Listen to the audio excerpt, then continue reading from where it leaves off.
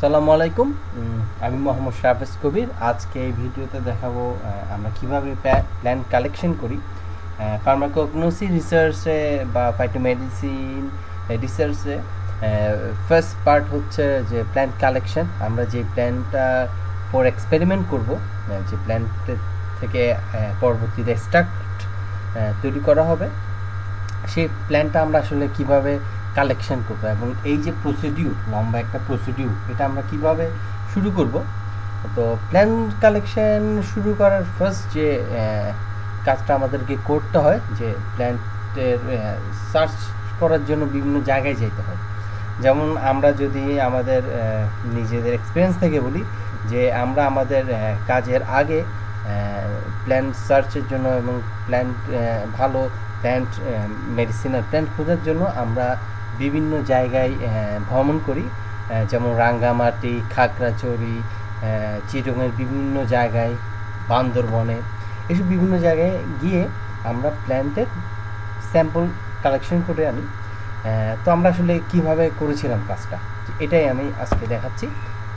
First আমরা যে কাজটা করেছিলাম, যে আমরা বিভিন্ন জায়গায় যাওয়ার আগে আমরা কয়েকটা জিনিস নিয়ে গিয়েছিলাম।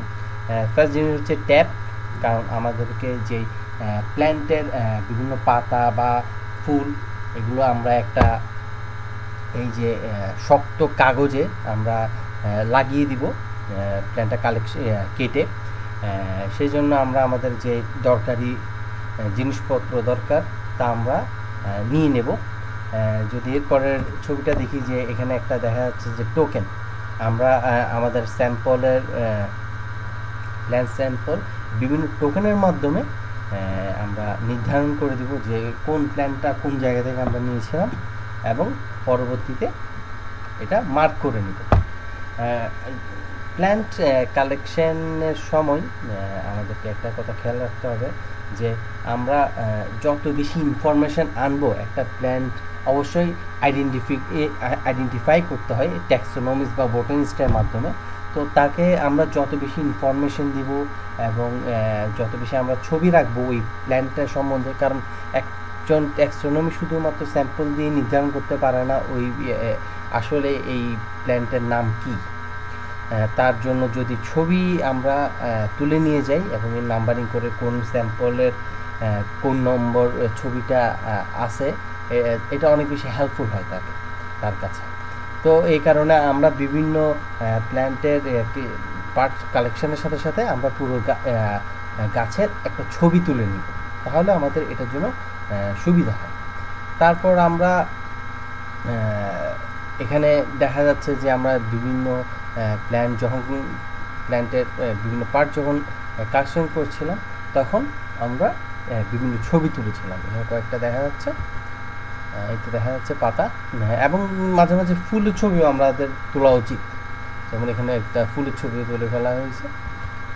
তারপর এই ফুল বা বিভিন্ন পাতা বা বিভিন্ন পার্ট আমরা এরকম একটা শক্ত কাগজে আমরা ট্যাপ দিয়ে লাগিয়ে দিব, যাতে ট্যাক্সোনমিস্ট খুব সহজেই পাতার দুনো পার্টেই দেখতে পারে। আমরা দেখেন যে কিছু সাইডে পাতার সামনের দিক এবং কিছু ক্ষেত্রে পাতার উল্টো দিকে এখানে লাগিয়ে দিয়েছি, যাতে একজন ট্যাক্সোনমিস্ট বা বোটানিস্ট যে এই প্ল্যান্টটাকে ক্লাসিফাই করবে, সে ইজিলি যাতে দুনো পার্টেই দেখতে পারে।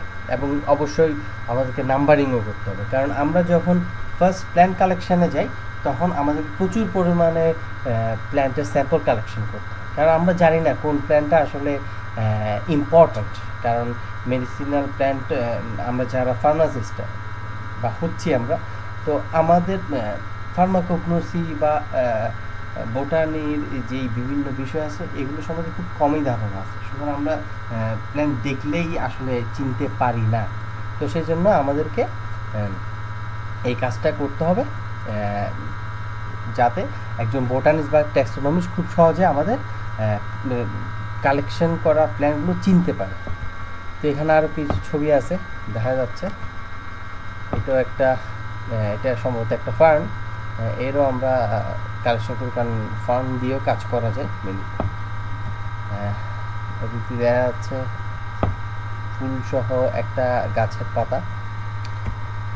এটাও দেখা যাচ্ছে যে মাঝে মাঝে আমরা করি কি, যখন আমাদের কাছে বেশি স্যাম্পল এসে যায় কিন্তু আমাদের কাছে পাতা বা কাগজের টুকরোর পরিমাণ কম পড়ে যায়, তখন আমরা এক পেজে আরও কয়েকটা স্যাম্পল লাগিয়ে রাখি। সেক্ষেত্রে আমাদেরকে অবশ্যই নাম্বারিং করে রাখতে হবে এবং কোন কোন জায়গা থেকে আমরা প্ল্যানটা নিয়েছিলাম এটা আলাদা একটা খাতায় লিখে রাখতে হবে। এখানে অনেকগুলো স্যাম্পল দেখা যাচ্ছে যে আমরা যখন স্যাম্পল লিঙ্ক করছিলাম তখন এই বিপুল পরিমাণ প্ল্যান্টের স্যাম্পল আমরা কালেকশন করেছিলাম।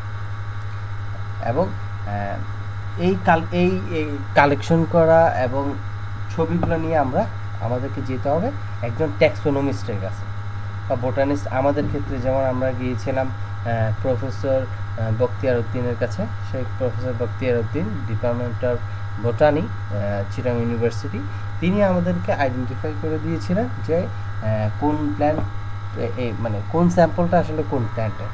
তারা ক্লাসিফাই করে এই কাজটা করে এবং আমরাও এই কাজটা করতে পারবো।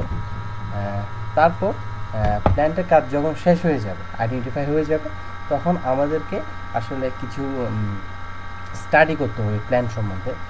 এবং এই স্টাডির জন্য সবচেয়ে ভালো একটা বই হচ্ছে যে flora and fauna of Bangladesh, encyclopedia of flora and fauna of Bangladesh. এই বইটি প্রায় 25 থেকে 30টি খণ্ডে বিভক্ত এবং এর যে ফ্লোরা পার্টটা ওখান থেকে আমরা খুঁজে নিতে পারি এই প্ল্যান্টের বাংলা নাম কিংবা এই ছবি। কারণ আমাদেরকে অবশ্যই একটা জিনিস সম্বন্ধে কনফার্ম হইতে হবে যে আমরা যে কাজটা আসলে করতে চাচ্ছি সেই কাজটি কি আদৌ হয়ে গেছে। যদি হয়ে যায় তাহলে আমরা করে খুব একটা লাভ হবে না, কারণ অলরেডি পাবলিশড একটা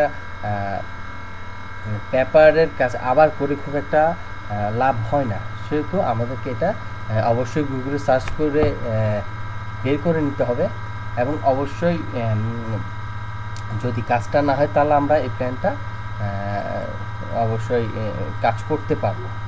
এবং আরেকটা জিনিস খেয়াল রাখতে হবে যে আমরা যে কাজটা আসলে করতে চাচ্ছি এটা কিসের উপর বেস করে হবে। কারণ ড্রাগ মেডিসিনের একটা বড় পার্ট হচ্ছে যে তার ইথনোবোটানিক্যাল ইউজ। তো আমরা এই সকল বই এবং অন্যান্য রেফারেন্স বই থেকে আমরা ঘেটে বের করে নিতে পারবো যে এই প্ল্যান্টটার আসলে ইথনোবোটানিক্যাল ইউজ আছে না। যদি কোনো ইথনোবোটানিক্যাল ইউজ থাকে, সাপোজ এর ইথনোবোটানিক্যাল ইউজ আছে পেইন রিমুভিং, তাহলে আমরা এর অ্যানালজেসিক টেস্ট করতে পারবো।